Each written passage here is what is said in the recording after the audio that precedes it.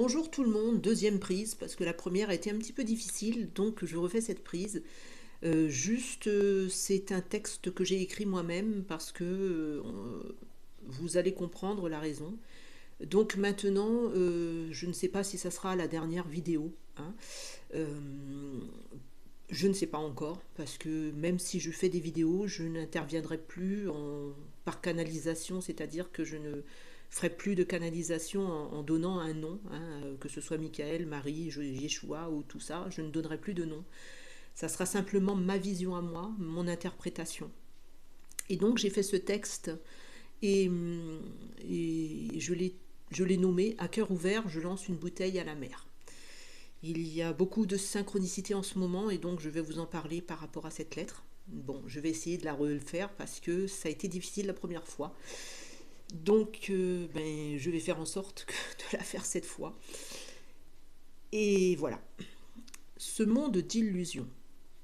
On nous demande d'être dans la logique, dans la réflexion. Que devrais-je comprendre? À quoi font-ils allusion, pardon. Et pourquoi me suis-je dit tous ces indices, tous ces similitudes? Devrais-je en prendre note et en faire l'étude? On nous demande d'être dans l'équilibre, afin que nous puissions être libres.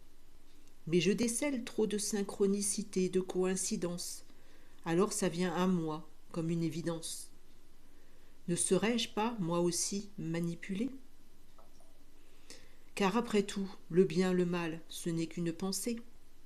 Je prends conscience que j'ai été berné, car tel un pion qui est bougé sur ce grand échiquier, les blancs, les noirs ne doivent-ils pas être à égalité?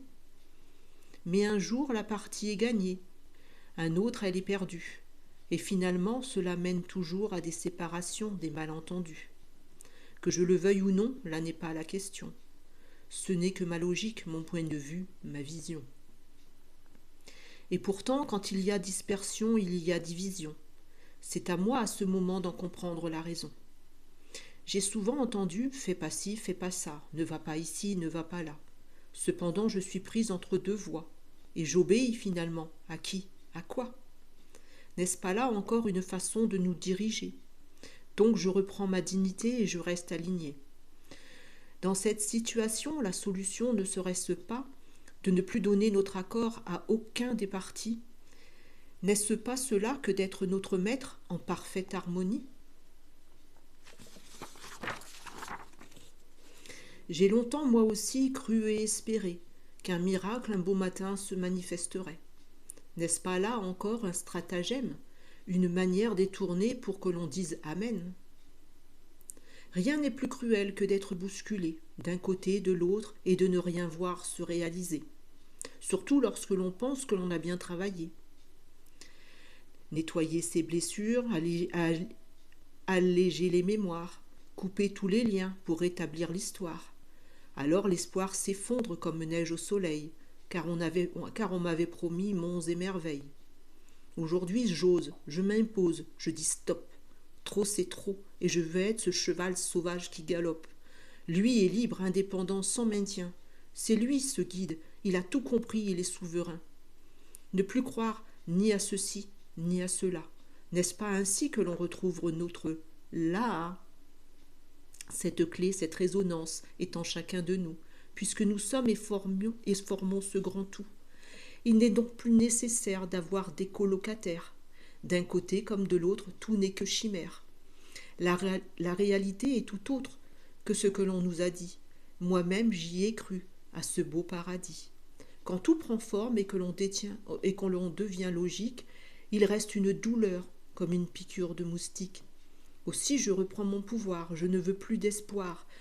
Sinon cela voudrait dire que je reste dans ce monde illusoire, et que devant mes yeux persiste ce voile noir. Pour apporter une conclusion et après mûre réflexion, je n'ai nul besoin de guide, de déesse, de maître pour me tenir la main, puisque je suis tous ces êtres, et cela c'est certain. C'est ainsi, je suis la source, je suis le un. Je demande désormais qu'une seule chose, c'est d'avoir confirmation de ce que j'avance, et plus de fausses croyances qui nous mènent à de l'allégeance. Car tout ceci n'est certainement pas le but en soi. Il est bien plus subtil et je le garde en moi. Ce secret, après discernement, c'est d'être dans la neutralité, garder sa foi, se faire confiance et s'aimer. Ne plus donner pouvoir à des suppositions qui ne font que nous conduire vers des insinuations. En étant simplement dans notre appartenance, cela devient une certitude, puis une évidence. Trop souvent j'ai cru que l'aide venait d'ailleurs. Je n'avais rien compris, je m'éloignais de ma valeur. Je donnais inconsciemment pouvoir à d'autres énergies, d'autres noms, d'autres entités. Et c'est ce qui fait que le rêve ne devient pas réalité. J'ai étudié et revu certaines de mes expériences d'autres vies par des réminiscences. Je me suis dit, j'ai souffert puisqu'il n'en faut. Et j'ai bien souffert en étant quelquefois même un bourreau. Je me suis détaché de ces liens, j'ai coupé. Et pourtant je n'atteins pas cette fluidité. Faut-il sans arrêt souffrir et être un martyr pour pouvoir accéder à cet ultime soupir? N'ai-je pas fait acte de bienveillance et j'ai bien assimilé que pour avoir une délivrance, je n'ai nul besoin de croyance. Je n'ai juste qu'à croire en moi, en mon âme et conscience. J'arrête donc maintenant de donner de l'importance à un nom, à un autre être, puisque nous sommes la même essence. À force de croire qu'ils sont en moi supérieurs, je me bloque incontestablement dans un niveau inférieur, alors que je suis eux et qu'ils sont moi. Nous ne sommes simplement qu'une même voix, un même esprit, divisé en fractions, une unité après réunification. Nous devons arrêter de toujours subir, d'être ce mouton qui ne cesse jamais d'obéir. Ce n'est pas pour notre bien que d'être un larbin. Ce n'est pas juste, ce n'est pas équitable. C'est toujours nous mener en bateau, nous maintenir dans un fourreau. Prisonniers de préjugés, de convictions, on se retrouve souvent piégé dans une sorte de test, d'évaluation. Même si je reconnais que je suis loin d'avoir tout compris et même que je suis encore bien loin. Ne faites pas de moi un sous-fifre, un barbin. Je fais de mon mieux avec les moyens du bord, et c'est bien difficile sans avoir de support. Il m'est souvent demandé d'œuvrer, d'être un pilier, un soutien, d'avoir des projets, de faire le bien. Comprends-tu, toi, ma conscience, que sans substance matérielle, je suis dépourvu, je ne peux rien? Le bien se fait naturellement, mais pour les projets, nous avons besoin de concret. Je me demande parfois à qui faire confiance, lorsque je m'aperçois que rien n'avance. Alors je me fais confiance, et je fais confiance à cet organe, mon cœur, puisqu'il est le reflet de mon âme. Avec lui, je suis jamais déçu. Il me dit avec exactitude ce que je perçois, et là je comprends qu'il est important de s'écouter en priorité. Il est inutile et même futile d'avoir des discussions avec des êtres d'autres horizons, puisque le primordial, finalement, est en nous. Il bat, il vibre, il fait tout. C'est une pulsation, une vibration, ce battement de cœur, ce point zéro. C'est notre musique, la note, le tempo, un métronome qui donne l'équilibre. C'est lui notre ange gardien, notre guide. Et Isabelle Barthèque-Jean Linsot. Voilà, c'est juste le texte que je voulais vous faire passer. Parce que j'ai eu l'impression un petit peu d'être manipulée que d'un côté ou de l'autre. Donc, vous jugez comme bon vous semble, comme je vous dis. Donc, c'est peut-être cette dernière vidéo. Tout dépend de cette acceptation, on va dire, à cette acceptation. J'ai pas de regrets. Tout ce que j'ai fait, je l'ai fait avec mon cœur.